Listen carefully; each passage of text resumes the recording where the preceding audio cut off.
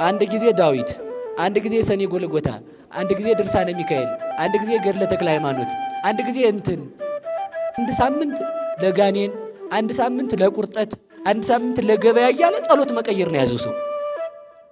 እግዚአብሔር እንዲሰማ ከፈለክ መጽናት ነው። አንተ መቀደስ ስትፈልግ መላእክት ይረዱሃል። እግዚአብሔር ኃይልን ሰጥቶ ሰይጣንን ድል ትነሳለህ። አንተ መርከስ ስትፈልግ ክፉ ነገርን ስታስብ እግዚአብሔር ካንተ ይርቃል፣ ሰይጣን ድል ይነሳል። አንዳንድ ሰዎች አሉ ሰው ለብሶ ስላማረበት ብቻ ሰላም የሚያጡ የሰይጣን መልክ ነው። ዲያብሎስ እንኳንስ የኛን ልብ ሊያውቅ የእንስሳትን ልብ ማወቅ ተሳነው። ሰይጣን ዓላማችንን የሚያበላሸው እየሰማ ነው። ነገ ቆርባለሁ ካልሽ የሴቶች ጉዳይ ሆነሽ ታድሪያለሽ ማለት ነው። ነገ ቆርባለሁ ካልክ ጥርስ ሊደማ ይችላል ማለት ነው። በተክሊል ነው ማገባ እያለች አንድ ሴት ድንግልናዋን ጠብቃ ብትኖር መኪና ያለው ዝም ብለሽ በቃ በቤሎ ካልሽ ላገባሽ ሊላት ይችላል ማለት ነው። ስለዚህ ሰይጣን ከዚያች ቅድስና ለማውጣት በዓለም ላይ ያለውን ሁሉ ነገራችንን እየሰማ ሊያስተን ይመጣል። ነገ የምታረጉትን ደግ ስራ አታውሩ። ለማንም ዝም ካላችሁ ሰይጣን ራሱ አያውቅም። ቅናት ትልቅ በሽታ ነው። አገሯን ምስ ያረጋት ቤተ ክርስቲያንን ረፍት የሚነሳት ቅናት ነው። የሰይጣን መልክ ነው። ሰው ዝም ብሎ ሰላም ሆኖ ስለተቀመጠ እንዴት አድርጌ ላጣላው ብሎ መቅናት ብላችሁ ስሙ። ዲያብሎስ እንኳንስ የኛን ልብ ሊያውቅ የእንስሳትን ልብ ማወቅ ተሳነው። በምን? በቅናት ታውሮ ማለት ነው። የዕለቱ ወንጌል የዮሐንስ ወንጌል ምዕራፍ 2 ነው። ከሱ አልወጣም፣ አውዱ እሱ ስለሆነ ርዕሱን የምናገኘው ይህን የተናገረው ቅዱስ ጴጥሮስ ነው። ይህን ቃሉን የምናገኘው ሁለተኛ ጴጥሮስ ምዕራፍ 1 ቁጥር 10 ላይ ነው። ቅዱስ ጴጥሮስ ይህንን የጻፈበት የራሱ የሆነ ምክንያት አለው።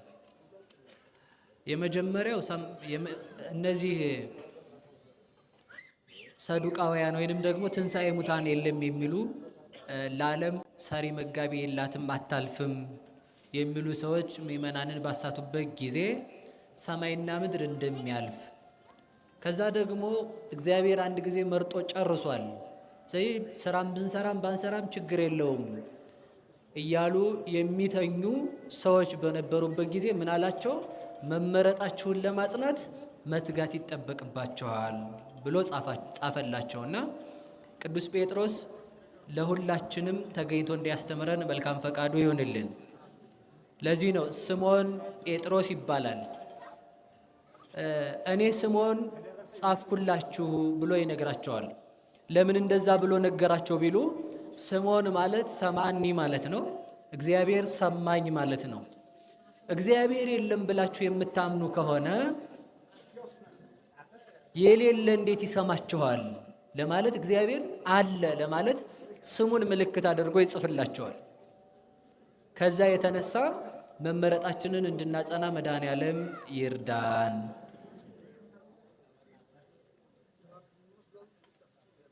ጸጥ ብላችኋል ይመስለኛል። እሺ፣ ስለዚህ አሁን ሁለት ነገር ያዙ። የመጀመሪያው ምን ማለት እስኪ መመረጥ በሉ። ሁለተኛው ምንን ማጽናት? የመጀመሪያው ምንድን ነው? ጥያቄ ልጠይቃችሁ። በጥያቄ ስለሚጀመር ማለት ነው። ትምህርቱ በጥያቄ ነው የሚጀመረው አሁንኑ ማለት ነው። እግዚአብሔር ሰውን ይመርጣል አይመርጥም? አይመርጥም? ይመርጣል? እሺ ይመርጣል? ወደ ሁለቱም ነው። ይመርጣል ስላችሁ አይመርጥም አላችሁ። አይመርጥም ስላችሁ ይመርጣል አላችሁ። አይመርጥም እንዴ? አይመርጥም? ለዚህ እኮ ነው አሁን በደንብ እንዲገባን የሚፈለገው። ለዛ ነው ሁለት ነገር ነው የምንይዘው። እግዚአብሔር ይመርጣል ወይንስ አይመርጥም የሚል ሐሳብ ይዘን እንሄዳለን። እግዚአብሔር ተመልከቱ፣ ልብ ብላችሁ ስሙ። ድንግል ማርያምን መርጧታል አልመረጣትም? ናት የመረጠችው፣ እሱ ነው የመረጣት። እሱ ነው የመረጣት አይደል? ስለዚህ እመቤታችን ማን ስለመረጣት ነው? ይሄ አይመስለንም እንጂ ትልቅ ክህደት ነው። ግን አይመስለንም። አስረዳችኋለሁ። ቆይ እንዳትሸወዱ ልነግራችሁ ነው። እግዚአብሔር ልብ በሉ እንግዲህ ይመርጣ እስኪ በሉ እንዳላችሁት መርጧታል በሉ እንዳላችሁት መርጧታል ስትሉ ይኸውላችሁ እንዲህ የሚል ጥያቄ አመጣለሁ። እኔም ርኩስ ለመሆኔ ቅዱስ ያልሆንኩት እግዚአብሔር ስላልመረጠኝ ነው ማለት ነው። ገብቷችኋል? አሁን የማትመልሱት ጥያቄ ውስጥ ገባችሁ ማለት ነው። እግዚአብሔር ልብ ብላችሁ ስሙ። እግዚአብሔር ይመርጣል? አዎ። እግዚአብሔር ስለመረጣት ነው ንጽሕት የሆነችው ማለት ግን ክህደት ነው ሊሆን የሚችለው። ልብ ብላችሁ ስሙ። ለምን ካላችሁኝ እግዚአብሔር ሁሉንም ሰው ባለመምረጡ እኛ የረከስ ነው ባለመመረጣችን ነው ብለን ያለመመረጣችንን ኃጢአት መስራታችንን ለማን ልናደርገው ነው?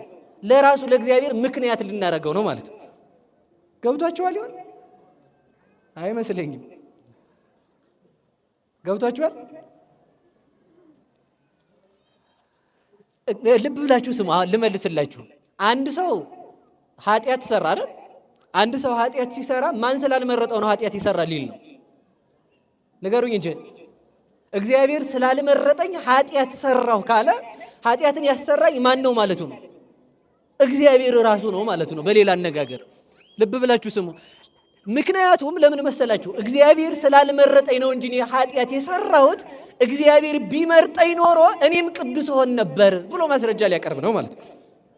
ስለዚህ እንደዚህ እንዳይሆን እግዚአብሔር ተመልከቱ፣ መመረጥን ማጽናት የሚባለው ልብ በሉ። እግዚአብሔር ይመርጣል ሲባል መልሳችን በአንድ ቃል አዎ ነው። እስኪ አዎ በሉ ንገሩኝ። እግዚአብሔር ይመርጣል ማለት ግን ልብ ብላችሁ ስሙ፣ ሶስት ነገር አለው። እግዚአብሔር ይመርጣል፣ አዎ። የመረጠውን ሰው ያውቀዋል፣ ያወቀውን ሰው ሕሊናውን የጠበቀውን ሰው የጠበቀውን ንጽህና ይጠብቅለታል እግዚአብሔር ማለት ነው። ሰምታችኋል? እግዚአብሔር ይመርጣል በሉ። አሁን ፈራችሁ መሰለኝ አይደል? ይሄ አይደለም ስላችሁ እየፈራችሁ ሄዳችሁ ማለት ነው። እንደገና ችግር የለም እሱን እናስተካክላለን። ስለዚህ ልብ ብላችሁ ስሙ። እግዚአብሔር ይመርጣል፣ አዎ። እግዚአብሔር ሰውን የሚመርጠው ታዲያ በራሱ በሕሊናው ፍላጎት ነው። በምኑ ፍላጎት? አንድ ነገር ልንገራችሁ። ሰው በእግዚአብሔር መልክ ተፈጠረ ይላል አይደል? ኦሪት ዘፍጥረት። እስኪ በሉላችሁም ሰው በሉ። በእግዚአብሔር መልክ ምን አለ? ሰው ማንን ይመስላል? ሌላ ጥያቄ ነው የምጠይቃችሁ። በጣም ብዙ ትርጓሜያት አሉት አባቶቻችን የተረጎሙት። ሌላ ሰው በእግዚአብሔር መልክ ከተፈጠረ እግዚአብሔር ይሸነፋል? ንገሩኝ እንጂ። አይሸነፍም። እግዚአብሔር ካልተሸነፈ ሰው በፈጣሪው መልክ በእግዚአብሔር መልክ በመልካችን እንፍጠረው ማለት እንደኛ የማይሸነፍ ሕሊና እንስራለት ማለት ነው። ሰው መቅደመ ወንጌልም ይላል ወረሰያ ላቲ ከመትግበር ፈቃዳ አልቦ ዘይይላ። ሰው በእግዚአብሔር መልክ ተፈጠረ ማለት እግዚአብሔር የሚያሸንፈው ሐሳቡን የሚያሸንፈው ማንም የለም። ሰው መርጦ መቀደስ ይችላል። ሰው መርጦ መርከስ ይችላል። እግዚአብሔር የለም በመልኬ ስለፈጠርኩህ ለኔ ሆነ ለመንግስተ ሰማያት ነው የምትሆነው ብሎ አስገድዶ አያጽድቀውም። ሰይጣንም ደግሞ እግዚአብሔር ለመንግስተ ሰማያት ስለፈጠረ አስገድጄ እኔ ማርኬ ለሲኦል አደርጋለሁ ብሎ ሰውን ማርኮ አይወስድም ማለት ነው። ስለዚህ ሰው ሕሊናው በመረጠው ምን ይላል? ይቀደሳል በሉ እንጂ። መርጦ ይቀደሳል፣ መርጦ ይረክሳል። የእውነት የምነግራችሁ ማለት ነው እግዚአብሔር ሕሊናችንን እንኳን ሰይጣን እንዲያሸንፈው እርሱ ራሱ ፈጣሪው አሸናፊው ሲሆን ሕሊናችን የመረጠውን ነው እንጂ የሚያደርግልን አስገድዶ እንድናመልከው አያደርገንም። ስለዚህ ሰው ምን ያለው ፍጡር ነው? በሉ ስልጣን በሉ እንጂ በሉ ንገሩኝ። ስልጣን ያለው በሉ። ስለዚህ ለመቀደስም ስልጣኑ የማን ነው? ያንተው ነው። ለመርከስም ስልጣኑ የማን ነው? ያንተው ነው። አንተ መቀደስ ስትፈልግ መላእክት ይረዱሃል። እግዚአብሔር ኃይልን ሰጥቶ ሰይጣንን ድል ትነሳለህ። አንተ መርከስ ስትፈልግ ክፉ ነገርን ስታስብ እግዚአብሔር ካንተ ይርቃል፣ ሰይጣን ድል ይነሳል። ስለዚህ ሰው በፈቃዱ ነው የሚረክሰው፣ ሰው በፈቃዱ ነው የሚቀደሰው። እግዚአብሔር ሰውን ይመርጣል ማለት ልብ ብላችሁ ስሙ። እየሰማችሁ ነው? ሰው እንደ ሚዛን ነው ባህሪው። ሚዛን ታውቃላችሁ? ከሁለቱም ላይ መመዘኛ 1 ኪሎ ወይም 2 ኪሎ ሳይደረግ ዝም ብሎ እንደተቀመጠ ቢሆን ሁለቱም ምንድነው የሚሆኑት? ውልብል እኩል እንደሆኑ ይቀመጣሉ። ዕቃ መመዘን ሲጀምር ወደ አንድ ወገን ምን ይላል? ይወርዳል ማለት ነው። ስለዚህ የሰው ህሊና ሰው ልቀደስም ልርከስም ሳይል ዝም ብሎ በተቀመጠበት ሰዓት እንደዚያ እንደ ሚዛኑ እግዚአብሔርም ሳይርቀው ሰይጣንም ሳይቀርበው ይቆያል ማለት ነው። ማን ሳይርቀው?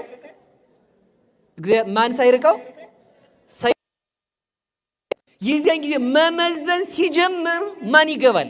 ወይ እግዚአብሔር ወይ ሰይጣን ይገባል ማለት ነው። ስለዚህ ሰው እንደማን ነው? በማን መልክ ተፈጠረ ካላችሁኝ እንደ እግዚአብሔር ነው።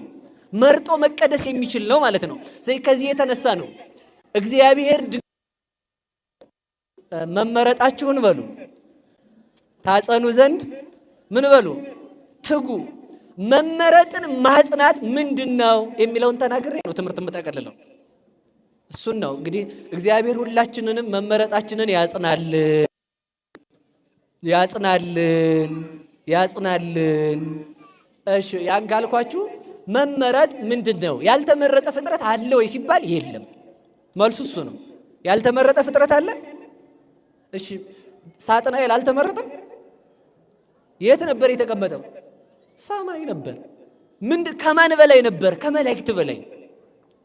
መመረጥን ማጽናት ነው እንጂ የሚያጸድቅ ተመርጦ ላልተመረጡለት ዓላማ መሮጥ አይደለም።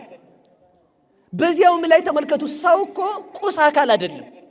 ሰው እግዚአብሔርን የሚመስል የሚያስብ ከሆነ ልብ በሉ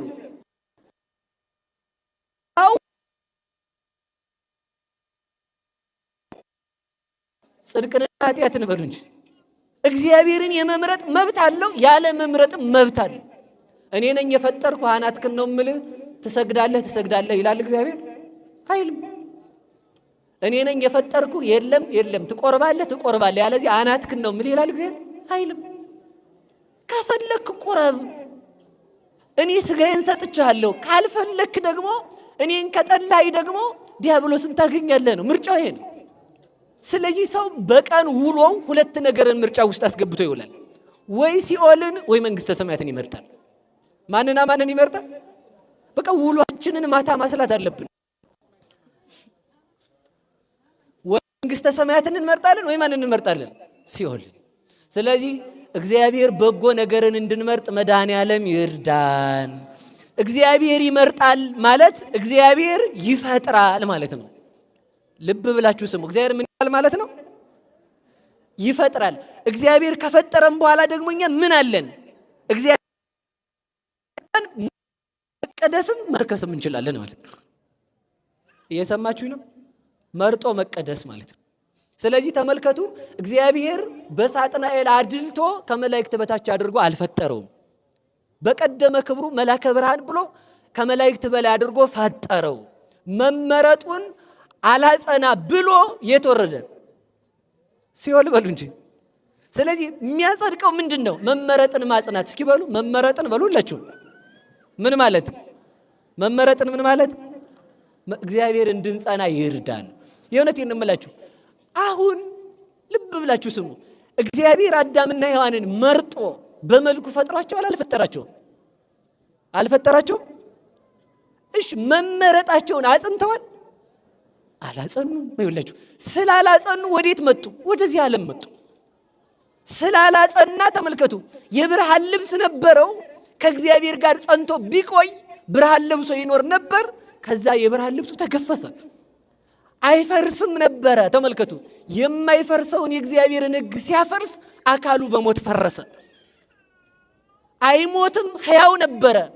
የሙት እንደው ተመልከቱ፣ ሰው ከሚገባው ጋር ነው መምከር ያለበት።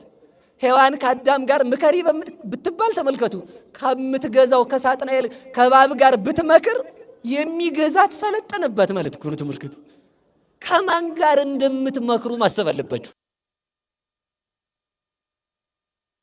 ክርስቲያኖች ጋር ነው ወይንስ ከአላውያን ጋር? ሰውን ከሚያጣሉ የሰይጣን ፈረስ ከሆኑ ሰዎች ጋር ነው ወይንስ ሰው ከሚያስታርቁ?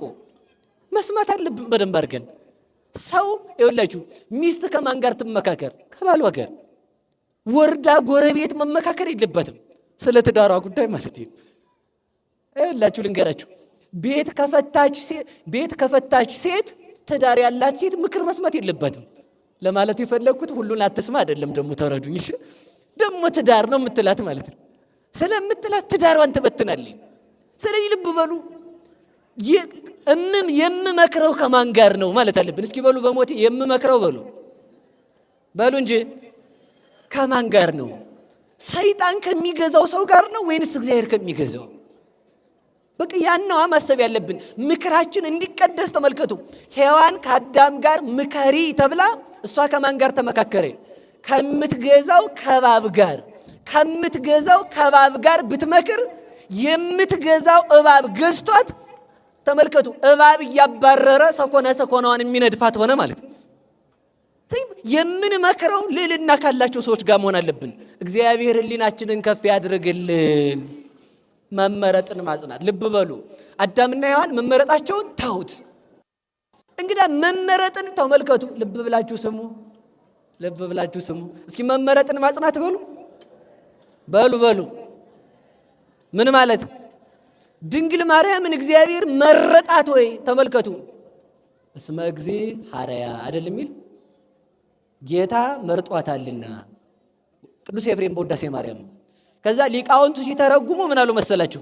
ጌታ መርጧታል አሉ። መመረጥማ ሁሉስ ተመርጦ መመረጧን ብታጸና ነው እንጂ አሉላችሁ። አያችሁ፣ መመረጥ ማን ተመርጧል?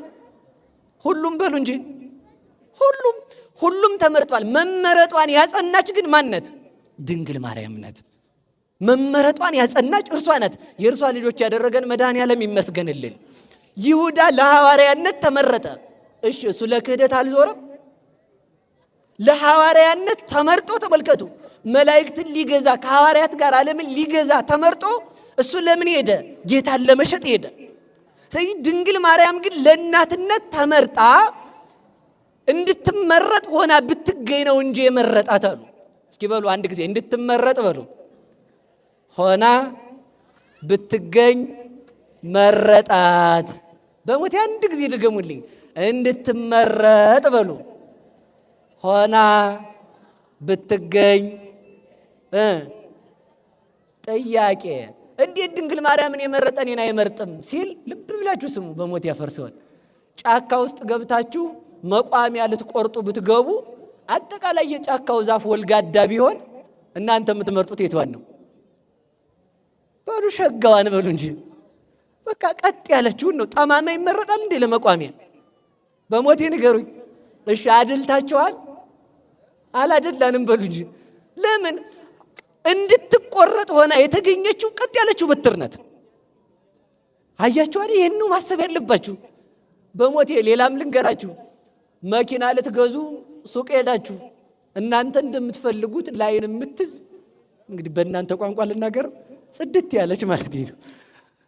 ሸጋ የሆነች መኪና አገኛችሁ፣ ገዛችሁ። እሺ በሌላው መኪና አድልታችሁ ነው? በሞቴ ንገሩኝ። እንድትገዛ ሆና የተገኘችው መኪና ተገዛች እኮ በቃ አለቀ። ልብስ ልትገዙ ሄዳችሁ ቆንጆ ልብስ አገኛችሁ፣ ገዛችሁ። አደላችሁ እንዴ በሌላው ልብስ? ያቺ ናት ለእናንተ የምትመጥነው ልብስ የቷ ናት? ያማረቻችሁ ያቺ ናት። ልብ በሉ። ድንግል ማርያምን መረጣት ስንል እንድትመረጥ ሆና ብትገኝ። በሞት የመልሱ እንድትመረጥ በሉ። ሆና ብትገኝ። ይኸውላችሁ ወደ ዓለም መጣ። ዛፍ የተባለ ሰው ነው። ወደ ዓለም መጣ። ጠማማ ዛፍ አገኘ። በጥንት አብሶ የበደለ ኃጢአት ረግረግ የሞላበት ኃጢአት የሰፈነበት ሰው አገኘ።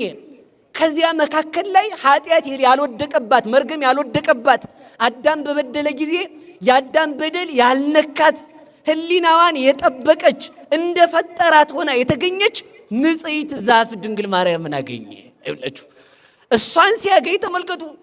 አቃቤ ሥራይ መጻ እምሰማየ ሰማያት፣ ባለመድኃኒት ከሰማይ መጣ ይላል ቅዱስ አባ ጊዮርጊስ ዘጋስጫ። ወረደም ሰማየ ሰማያት፣ ከሰማይ ወረደ። ወቆጽ ለእጹኒ ተረክበ በቤተ ዳዊት፣ ድህነት የሚደረግበት እንጨት ከዳዊት ቤት ተገኘ ማለት ከዳዊት ነገድ ድንግል ማርያም ለዓለም ድህነት ክርስቶስ ለእናትነት ይመርጣት ዘንድ ከስጋዋ ስጋ ከነፍሷ ነፍስ ይነሳ ዘንድ ድንግል ማርያም በንጽህና ተገኘች። እሷን የሰጠን መድኃኔዓለም የተመሰገነ ይሁን። ስለዚህ መመረጧን ብታጸና ለእናትነት መረጣት። አያችሁ አይደል? እስኪ በሉ መመረጧን ብታጸና በሉ ሁላችሁም። ለእናትነት መረጣት። ለምን መረጣት? ለእናትነት። ምክንያቱም ከሷ በላይ ለእግዚአብሔር እናት ሊሆን የሚችል ፍጡር የለም። እሷ ናት እንደተመረጠች የቆየች፣ ሕሊናዋን የጠበቀች፣ ዓይኗን የጠበቀች፣ በሐሳቧ ምድራዊ ነገር ያልገባባት፣ በዓለም ላይ እየኖረች የዓለም ቆሻሻ ያላሳደፋት። እንዴት በዓለም እየኖረች ኃጢአት አላገኛትም ሲል ደግሞ ምን እንለዋለን? ፀሐይ በቆሻሻ ዓለም ላይ እያበራች መች ትቆሽሻለች? ፀሐይ በቆሻሻ ውሃ ላይ እያበራች ውሃውን ታስወጣለታለች። ወይ ይደርቃታል ወይ ይለይለታል እንጂ ፀሐይ አትቆሽሽም። በቆሻሻው ዓለም ድንግል ማርያም ብትኖር የቆሻሻው ዓለም ኃጢአት ሳያገኛት እንደ ፀሐይ እያበራች መድኃኔዓለም አገኛት። የዚያን ጊዜ ምን አላት? መረጣት። ለምን መረጣት? ለእናትነት። እስኪ በሉ ለእናትነት በሉ። ቆይ የእሷ መመረጥኛ ምን ያደርግልናል ነው ትልቁ ጥያቄ፣ እሱ ነው። ምን ያደርግልናል ካላችሁኝ፣ እሷ ለእናትነት ስትመረጥ እኛ የእግዚአብሔር ልጆች ለመሆን ተመረጥን። ስለዚህ ልብ ብላችሁ ስሙ። እየሰማችሁ ነው? ማን ይመርጣል? ድንግል ማርያምን ማን መረጣት? ለምን መረጣት ስትባሉ መልሱልኝ። እንድትመረጥ በሉ። ሆና ብትገኝ። አያችሁ? ስለዚህ እግዚአብሔር እኛን መርጦናል አልመረጠንም? ለክርስቲያንነት አልመረጠንም? እሺ፣ ከዛ በኋላስ የሚያጸድቀን ምኑ ነው? መመረጣችንን ማጽናት በሉ እንጂ። እሺ፣ ጥያቄ ልጠይቃችሁ። ሰይጣን በእኛ ይቀናል አይቀናም?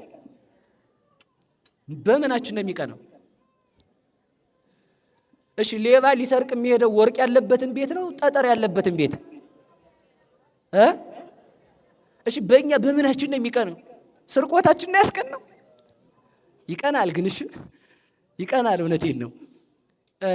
ቆይ ልንገራችሁ። ሰይጣን እንኳን በእኛ ማለት ነው ውሃ ጸጥ ብሎ እየወረደ ካየው ይቀናል። መጽሐፈ መቃብያን ላይ እንዲህ ይላል፣ እኔ ደግ ነገር አይቼ አያስችለኝም ይላል። እስኪ በሉ እኔ በሉ ደግ ነገር አይቼ አያስችለኝም። ስለዚህ ልብ በሉ፣ በጣም ልብ ብላችሁ ስሙ። በየውሏችን የሚበጠብጠን ማን መሆኑን እንድናውቅ፣ ሰይጣን መሆኑን እንድናውቅ ማለት ነው። ውሃ ጸጥ ብሎ ሲወርድ ካየሁት ይላል ራሱ ሰይጣን ነው እንደዚህ ያለው መጽሐፈ መቃብያን ላይ። ጸጥ ብሎ ሲወርድ ካየሁት ሰውየው ኧረ ይህች ውሃ ደስ ስትል ካለ ውሃውን አደፈርሰዋለሁ አለ። ለምን? ሰውየው ደስ እንዳይለው ማለት ነው። እንኳን በእኛ ልብ ብላችሁ ስሙ፣ እነግራችኋለሁ እሱን። እንኳን በእኛ ሰይጣን ውሃ ለምን ጸጥ ብሎ ወረደ ብሎ ሰው ሲደሰት ካያን በማደፍረስ ይደሰታል። አንዳንድ ሰዎች አሉ ሰው ለብሶ ስላማረበት ብቻ ሰላም የሚያጡ የሉም። ለብሳችሁ ካያችሁ ይሄ ሰውዬ እኮ በቃ እንደውም ምንድነው መሰላችሁ ይባላል አሉ ነው። በቤተ ክርስቲያን አገልግሎት ውስጥ ያሉ ካህናት መኪና ገዝተው ከታዩ እናንተ ራሱ የምትሉት ሰሞኑን አልተረፈም ይላል ሰው ማለት ነው። በቃ ትልቅ ችግር ማለት ነው። አያችሁ፣ የታየ ትልቁ ችግር እኮ እሱ ነው። እኔ ሁላችሁ በደንብ ስሙኝ ለማለት የፈለግኩት እሱን ነው። ስለዚህ ምንድነው መሰላችሁ ሰው ዝም ብሎ ለብሶ ስላማረበት መቅናት የሰይጣን መልክ ነው። ይሄ ሰው ዝም ብሎ ሰላም ሆኖ ስለተቀመጠ እንዴት አድርጌ ላጣላው ብሎ መቅናት። ሰው እኮ አሁን የሚቀናው ጎሎበት መስሏችሁ ነው? ጎሎበት ነው አይደል ሰው የሚናደደው ነው ወይ ነው? እውነቴን ነው። ያስኮላው ተማሪም የሚናደደው የሱ ውጤት ዝቅ ስላለ ሳይሆን ጓደኛው ትልቅ ውጤት ስላመጣ ነው። እርግጠኛ ነገር። እሺ ጥያቄ ልጠይቃችሁ። አሁን እዚህ ጋር ለሁላችሁም 10 ጥያቄ ብሰጥ 9 ቢያመጣ አንድ ሰው እሱ ከማየቱ በፊት 5 አምጥቶ ሌላው 0 ቢያመጣ አንድ ሰው 5 ያመጣው ሰውዬ ይደሰታል በጣም ፍንጥዝ ብሎ። እኔ 5 አምጥቼ ሌላው 0 ይላል አይደል?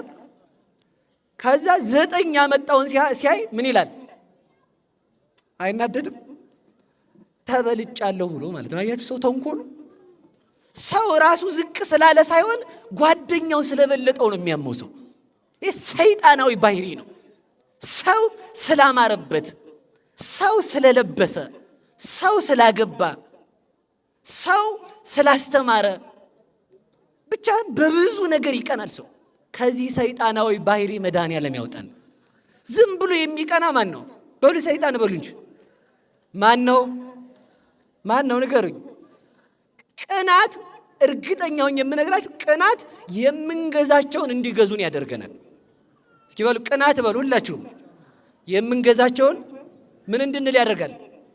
እንዲገዙን። ልብ ብላችሁ ስሙ። መልአክ ሁሉን ያውቃል አያውቅም? በሞቴ ንገሩኝ። ቅዱስ ገብርኤል ሁሉን ያውቃል አያውቅም? ያውቃል። ትናንት ተመልከቱ፣ ትናንት የነበረውን ዛሬ ያለውን ነገ የሚሆነውን መልአክ ያውቃል። ከማን የተነሳ? ከእግዚአብሔር አዋቂነት የተነሳ በጸጋ ነው የሚያውቀው፣ በባህሪው አይደለም። ስለዚህ ተመልከቱ፣ መልአክ ሁሉን ያውቃል አያውቅም? በሉ ንገሩኝ እንጂ። ቅዱስ ገብርኤል አንተ ታውቃለህ ስንል እኮ የሚሰማን ምን ስለሆነ ነው? በጸጋ አዋቂ ስለሆነ ነው። እንኳን መልአክ ቅዱሳን ከበቁ በኋላ ሰውን ማየት አይጠበቅባቸውም። ዝም ብለው አዲስ አበባ ውስጥ ማን እንደሚጨነቅ ገዳም ውስጥ ሆነ ያዩታል።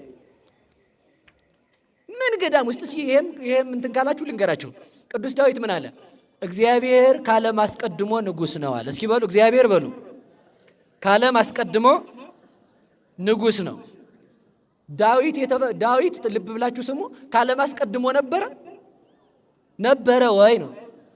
እና የታየው እግዚአብሔር ካለም አስቀድሞ ንጉሥ ሲሆን አያችሁ፣ ሲበቃ ሰው ዓለምን አልፎ ማየት ይጀምራል ማለት ነው። አያችሁታል? እንኳን መልአክ ልብ ብላችሁ ስሙ። ልነግራችሁ ያልኩት ሌላ ነው። ዲያብሎስ አዋቂ ሆኖ ተፈጥሮ በፈጣሪው ላይ ቢቀና እንስሳትን ጥየቃ ገባ ማለት ነው። አዳም ጌታችሁ ምን ይመስላል እያለ ማለት ነው። አያችሁ አይደል?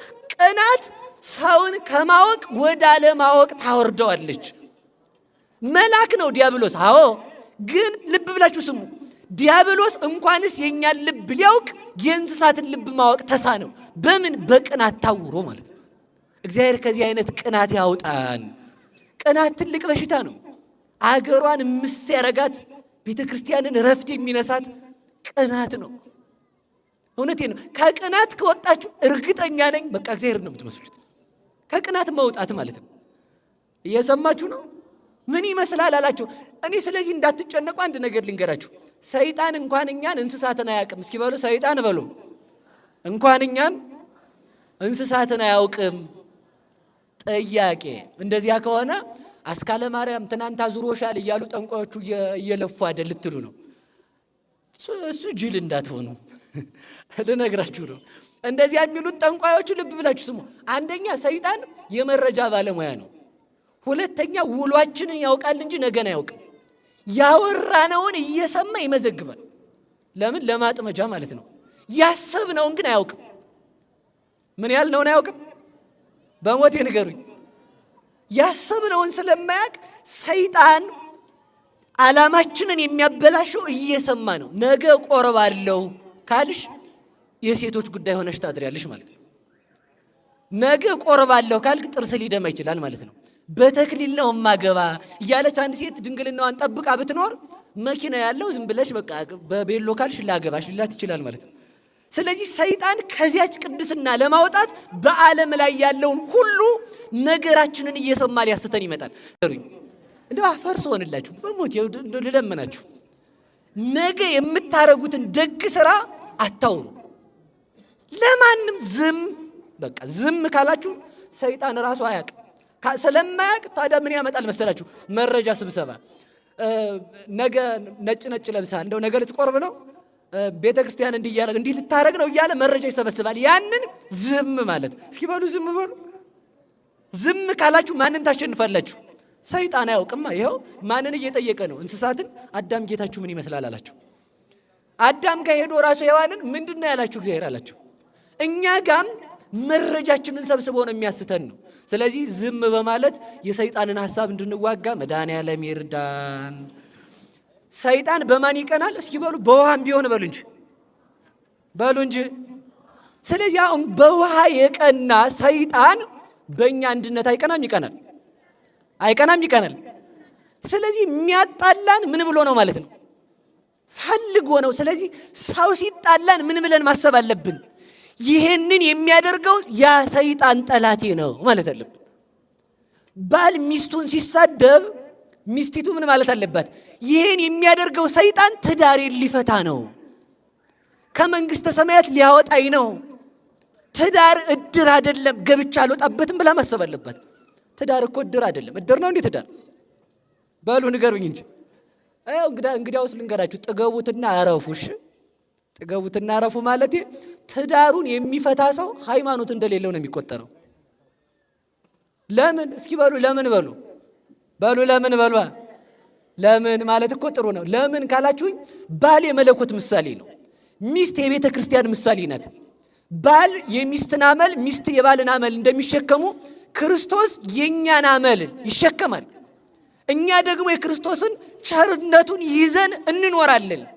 ባልና ሚስት የክርስቶስና የቤተ ክርስቲያን ምሳሌ ከሆኑ ባልና ሚስት አንድ ልጅ እንደሚወልዱ ክርስቶስ ከጥምቀት ማይፀን እኛን አንድ ልጅ ወልዶናል። አንድ ሰው አድርጎ ወልዶናል።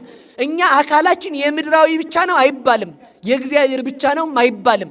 ከእግዚአብሔር ከመንፈስ ቅዱስ ከምድር እናት አባት ከስጋ ተወልደን አንድ አካል ሆነን እንኖራለን። ባልና ሚስት ልጅን ልካፈል ባሉ ጊዜ እግር ለአባት ነፍስ ለአባት ስጋ ለልጅ አይደርስም። መካፈል አይችሉም። አንድነታቸውን ያሳያል። ልጁ መካፈል እንደማይችል ባልና ሚስት መለየት አይችሉም። ትዳሩን የሚለይ ሰው መለኮት ከስጋ ጋር ወይንም ደግሞ መለኮት እግዚአብሔር ቤተ ክርስቲያንን ትቷታል ብሎ እንደ ካደ ይቆጠርበታል። እግዚአብሔር ቤተ ክርስቲያንን ይተዋል ወይ? ይተዋል ወይ? እንደው ቤተ ክርስቲያን እኛ ክፉ ብንሆን እግዚአብሔር ይተወናል? በሉ እንጂ ካልተወን እኛ ታዲያ ስንተው ይተወናል እንዳልን ይቆጠርብናል ማለት ነው። ትዳራችንን እንድናጸና መድኃኔዓለም ይርዳን። ለዚያ ነው ሰይጣን ትዳርን የሚበጠብጠው። ጸጥ ያለ ሰላም የሆነ ነገር ሰይጣን አይወድም። ስለዚህ በትዳራችን ውስጥ ለማለፍ ምን ማለት መንቃት። በሉ እስኪ መመረጣችሁን በሉ አጽኑ። መመረጥን ማጽናት ምንን ማጽናት ነው? ትዳርን ማጽናት።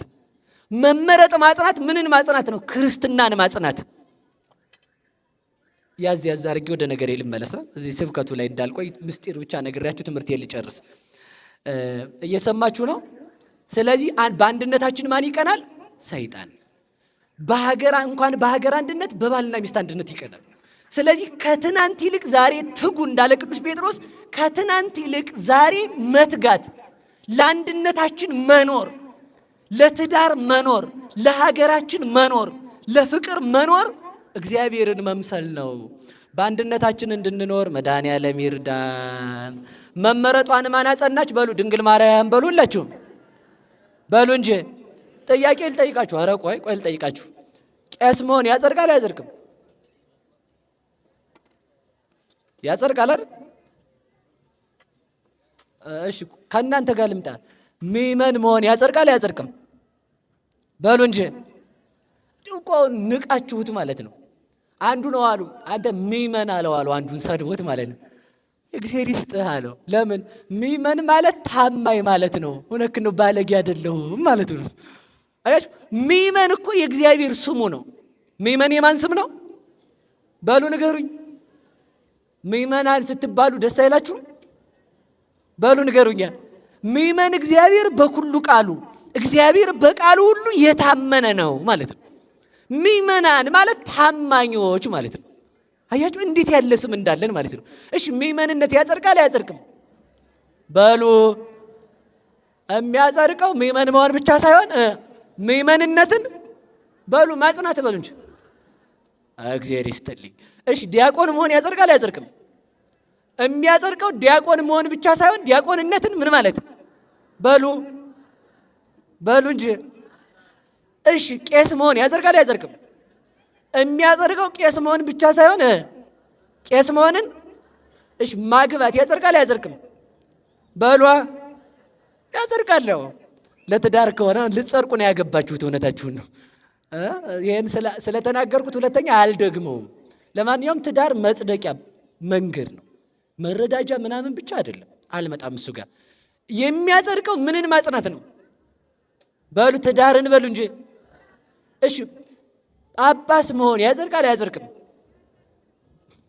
በሉ እንጂ የሚያጸድቀው ጳጳስ መሆን ሳይሆን ጳጳስነትን ሰባኪ መሆን ያጸድቃል። አያጸድቅም? ያጸድቃል። የሚያጸድቀው ምን መሆን ነው? ሰባኪነትን ማጽናት። እስኪ ማጽናት በሉ በሞት ያንዴ ማጽናት በሏ በደንብ እሺ። መላክነት ያጸድቃል? አያጸድቅም?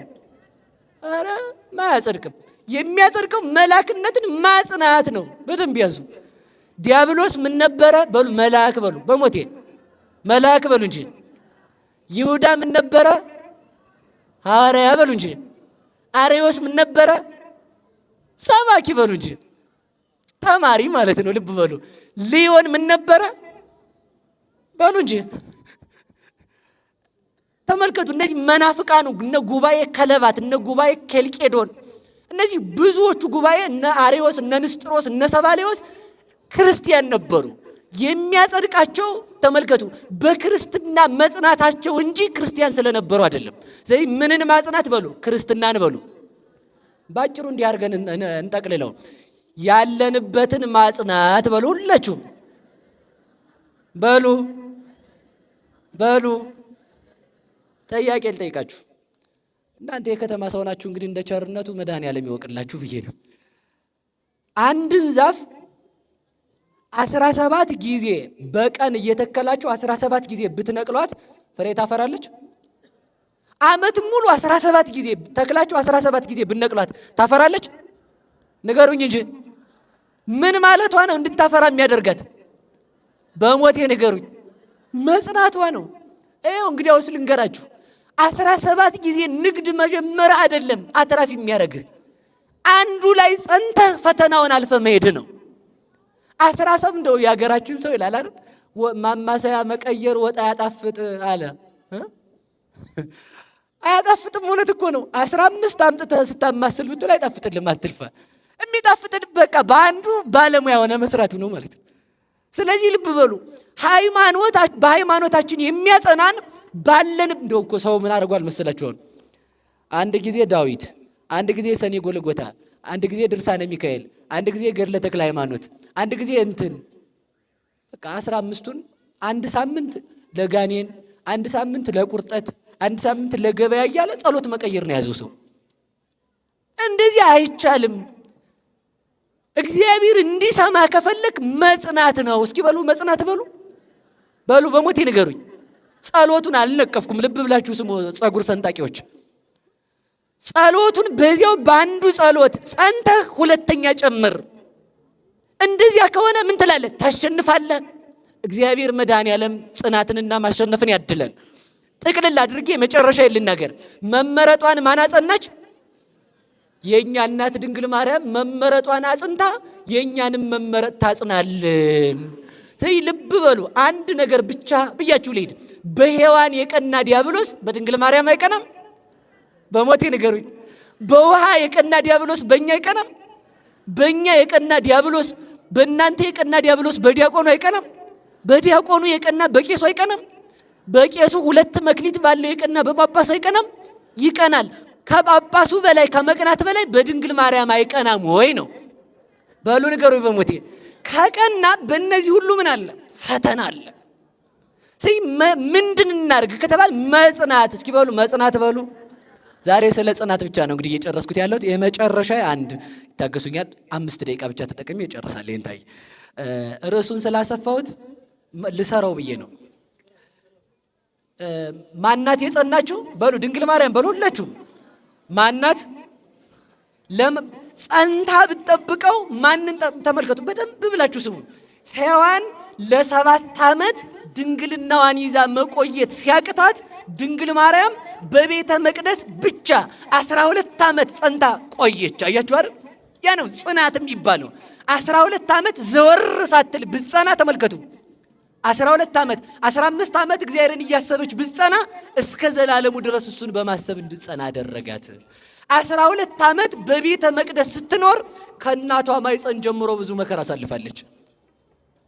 የተወለደችው በስደት ነው። አይሁድ ሊገሏት ብለው ስትወልድ መውለጃ አታ በስደት ወለደች። ከቤተ መቅደስ አይሁድ ሊያቃጥሏት ሄዱ። እግዚአብሔር ግን ስለ ጸናች ጠበቃት።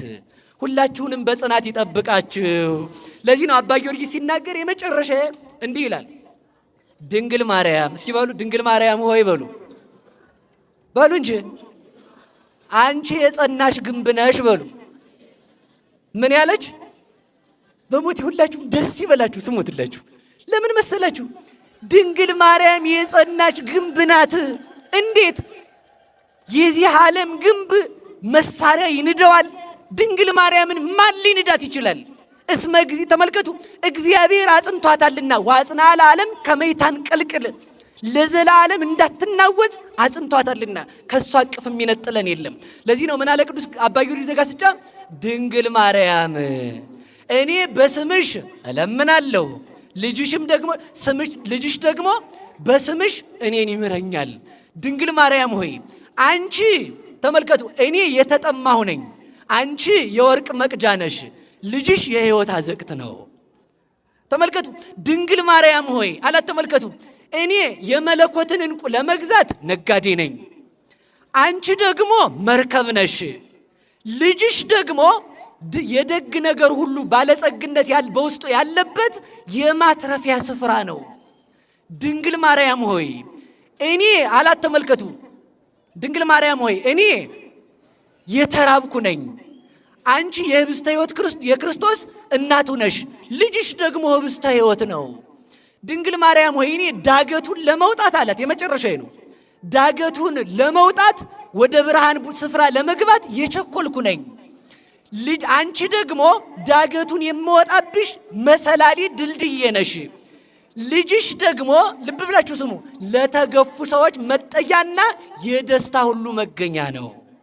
ድንግል ማርያም እኔ በስምሽ እለምናለሁ፣ አንቺ ስለ እኔ ትለምኛለሽ፣ ልጅሽ ስለ እኔ ኃጢአቴን ያስተሰርይልኛል፣ የልቤንም መሻት ይሰጠኛል። ድንግል ማርያም ሆይ እስኪ በሉ፣ ድንግል ማርያም ሆይ በሉ፣ እኔ ቁስለኛ ነኝ፣ አንቺ የመድኃኒት ሙዳይ ነሽ፣ ልጅሽ ደግሞ ባለ መድኃኒቱ ነው። ድንግል ማርያም አንቺ በሉ፣ ሁላችሁ እስኪ በሉ፣ የመጨረሻ ነው፣ በቃ ይሄን ላቋርጠው ነው። ድንግል ማርያም ሆይ በሉ፣ አንቺ ሽቶ ነሽ፣ ይቅርታ፣ አንቺ የሽቱ ሙዳይ ነሽ፣ እኔ በኃጢአት የሸተትኩ ነኝ፣ ልጅሽ ደግሞ ምንድን ነው? ሽቱ ነው። አያችሁ አይደል? ስለዚህ ተመልከቱ፣ በዚህ መመረጧ የመረረውን ዓለም አጣፈጠችው። ለዚህ ነው ድንግል ማርያም እኔ ቁስለኛ ነኝ፣ መድኃኒቴ አንቺ ነሽ ብሎ አባ ጊዮርጊስ የተናገረው ለዛ ነው። እና መመረጣችንን አጽንተን ለርስት መንግስተ ሰማያት እንድንበቃ አንትሙ ምንድነው ያለው አባ ሕርያቆስ? በከመ ተጋባይክሙ በዛቲ ዕለት ከማዊ አስተጋባይክሙ በደብረ ጽዮን ቅድስት ወበኢየሩሳሌም አጋዚት። በዚህ ዕለት የተሰበሰባችሁ እናንተ ምእመናን በዚህ እንደተሰበሰባችሁ መመረጧን ባጸናች በድንግል ማርያም ሰብስቦ ለመንግስተ ሰማያት ያብቃን። ወስብሐት ለእግዚአብሔር።